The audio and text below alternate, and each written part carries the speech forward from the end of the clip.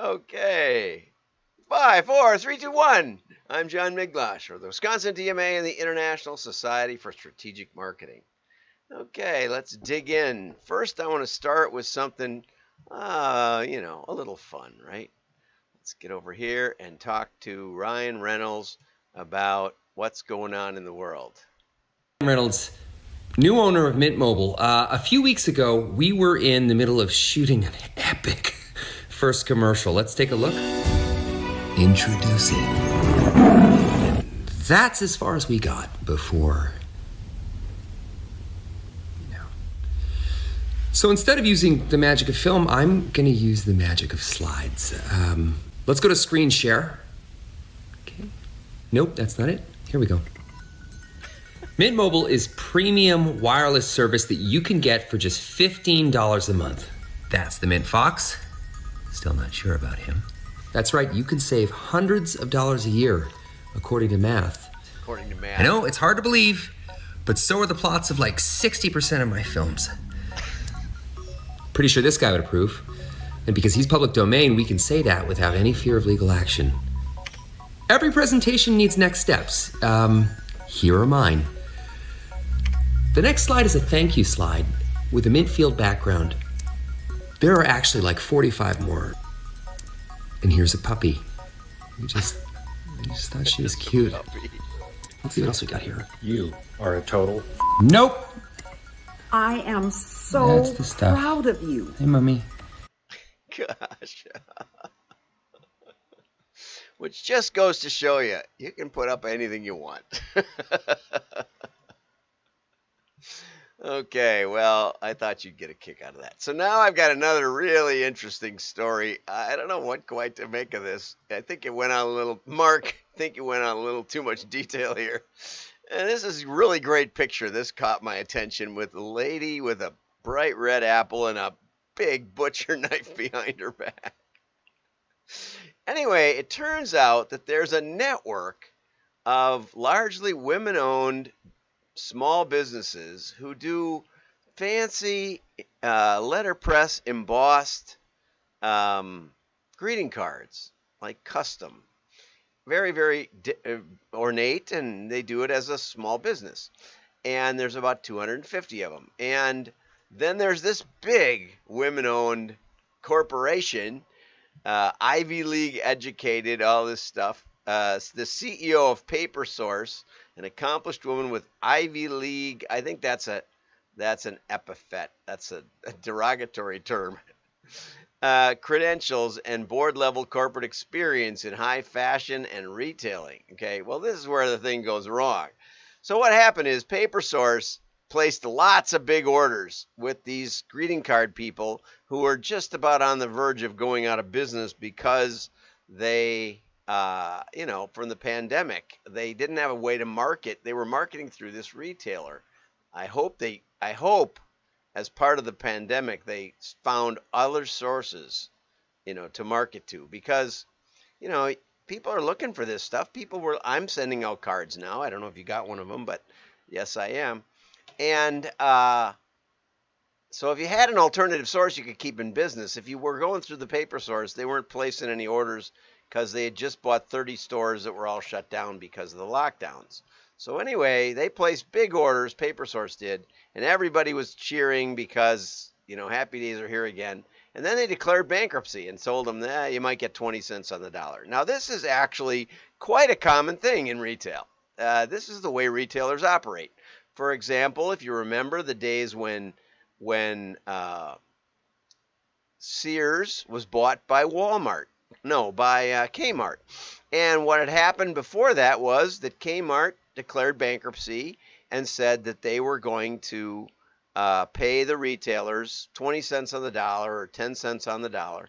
And when big retailers got in trouble, they would just keep the inventory and they would rip off the merchants. And the reason I know that is because I went to work for Chicago Cutlery for a while, owned by General Housewares, and they told me that story. And they said this happens all the time. And Federated department stores had done the same thing 10 years earlier.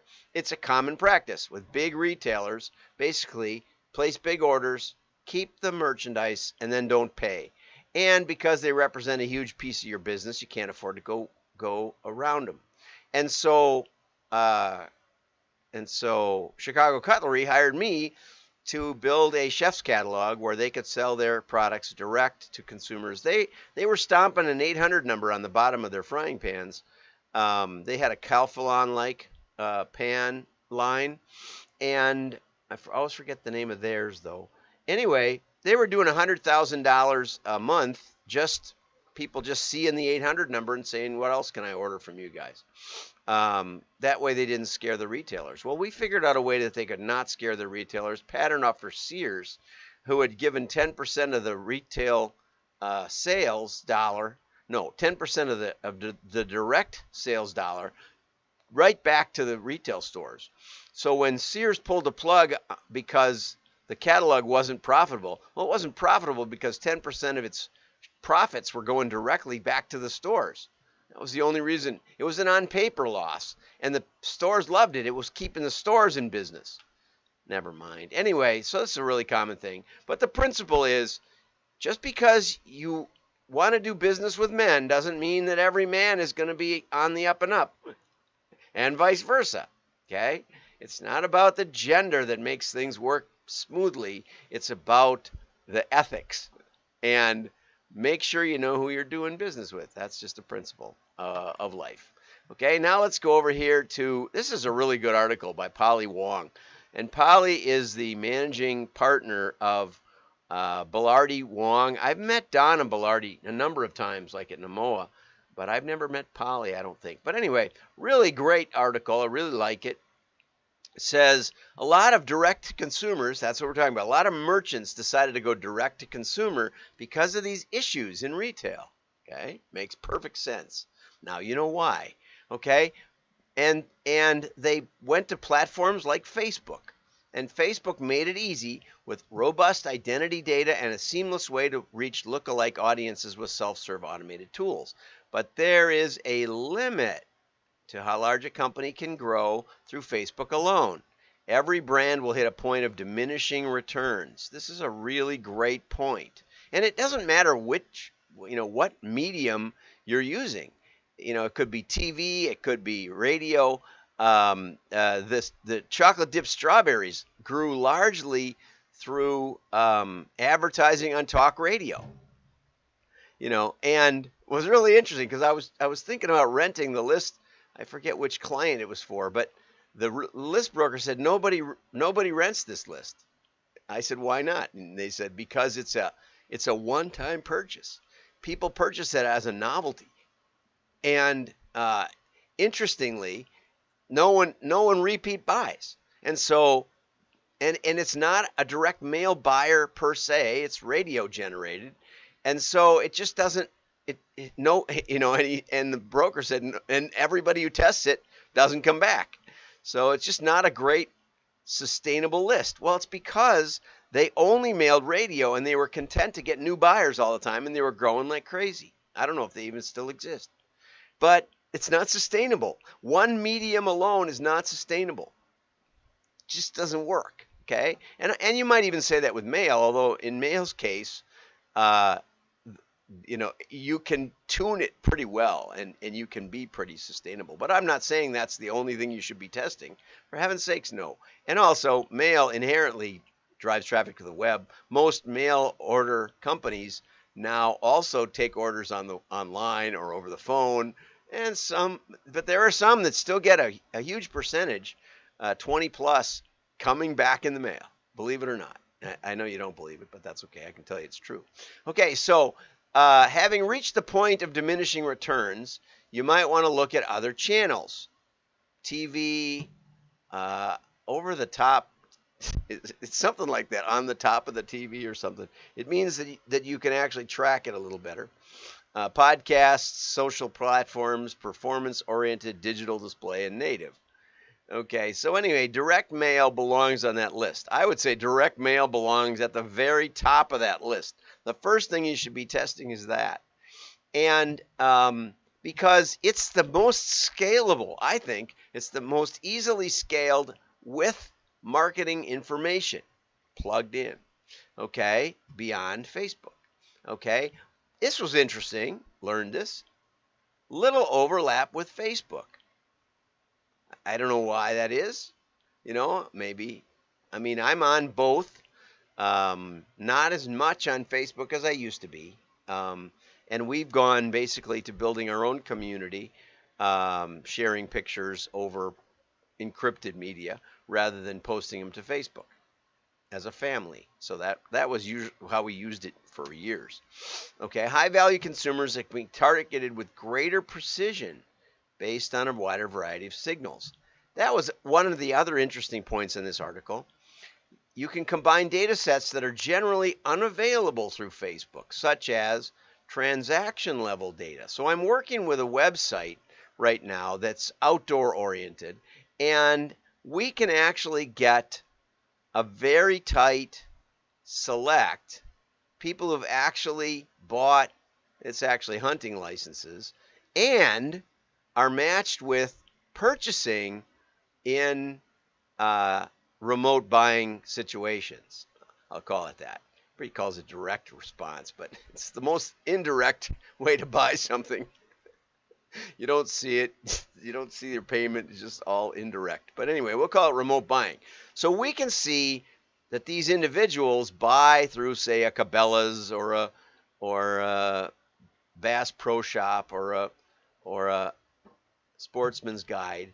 So we can get shopping behavior. We can even get styles. We can say, did they buy fishing or hunting or apparel, or what do they buy? And here's another really great point from Polly. Facebook includes both customers and prospects. And so people conclude that their return on ad spend is effective. But what's really going on is that Facebook is largely driven by, I don't know how Polly knows this, but really good, by existing customers that already know the brand. In other words, you're advertising, you're going along on Facebook, you're just cannibalizing your own customers. You might be better off mailing them, getting them off the Facebook. Why pay Facebook for somebody that you already have control of or have a relationship with? Okay, so when you start analyzing that, the return on ad spend is often greater or higher for direct mail. The especially big problem is if all you're doing to reactivate customers is advertising on Facebook, you're putting yourself on the same level as other Facebook advertisers. There's no differentiation there. You're not doing anything for your customers. Whereas with mail, you can target and you can have special offers. You can have more targeted, more personalized offers for just your customers.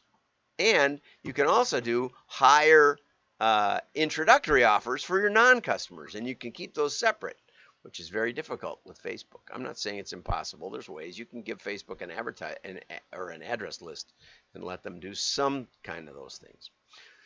Direct mail is also an agile medium. I don't know if I understand that. It does take a lot longer, but you can segment better. And it also has, according to me, a baked-in labeled data sets for AI and machine learning. And there's a lot of that in the direct mail industry. So, Polly, I want to thank you for that article. That was really great. Have a nice day. Like and share. Your friends will know you're smart. Hey, Peggy. Hey, Style Consultant. Oh, I let you off the hook. Tomorrow we're having our monthly meetup with the WDMA, and I almost forgot to promote it. There's still room. There really isn't, but there is because we got the official Zoom from Andrew Ettinger. And I saw that David Rosendahl, who's got a big print, a sort of association group on LinkedIn, is registered. So that's exciting. If you want to meet David, be sure to come over. And you can still register. It's at 2 p.m. tomorrow, and it's going to be a lot of fun.